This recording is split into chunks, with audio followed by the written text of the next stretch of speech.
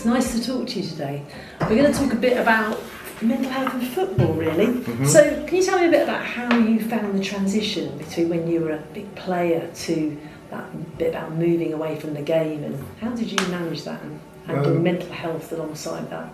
Well, my transition was fine, because when I finished playing I went straight into coaching for 6.5 years, and then I got sacked, and then the issue of transition became apparent, where I felt lost for most of 2015, and that's when the questions started coming to myself.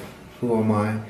What's my purpose? I didn't have any purpose, it felt, and I think players will probably go through that sort of midlife crisis a lot earlier than regular people, because of the extreme pressures that they're on from a very young age.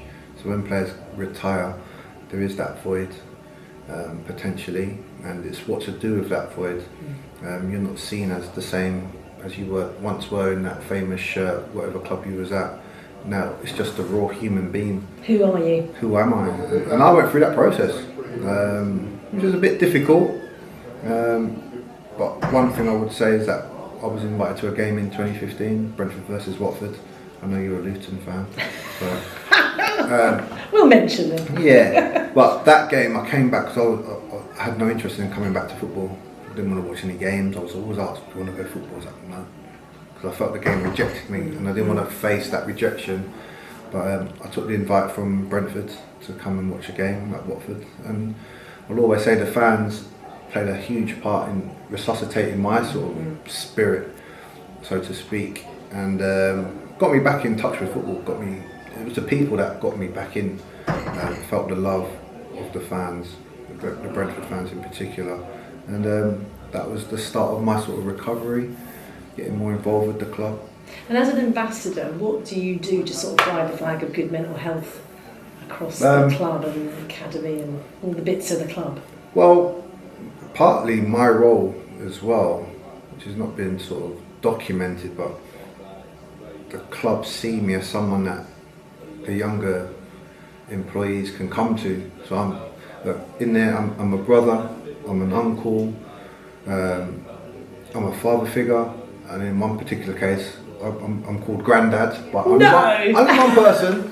She knows who she is. I get called Grandad. I love that. And it's all out of affection as well. That how they see me, they can come to me and bounce ideas and stuff like that. So I think the directors, they see me as someone like a bit of an agony uncle in that respect, that people would like to come to me and just bounce how they're feeling or whatever. So we kind of develop that into my role as someone that is reliable, trustworthy, and can help, through my own life skills and experiences. I can help them navigate safely. Yeah, I can feel that you've got a really nice warmth. But do you think it's got easier for people to talk about mental health now? When you think about playing when you were younger, do you think are we getting better at that? Yeah, most definitely. Because when I first started, there was nothing. You couldn't talk about mental health. It's all about being tough, don't show no weakness, and all of this sort of stuff. So if you did have, and I probably did have at the time, but I just kept it to myself.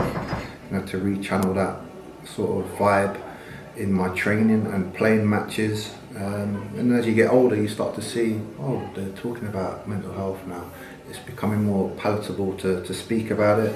And towards the end of the career, it was coming to be more apparent that mental health is being taken care of. Players today, they have more or less everything surrounding them now, because it's the fine margins of performances that the club want.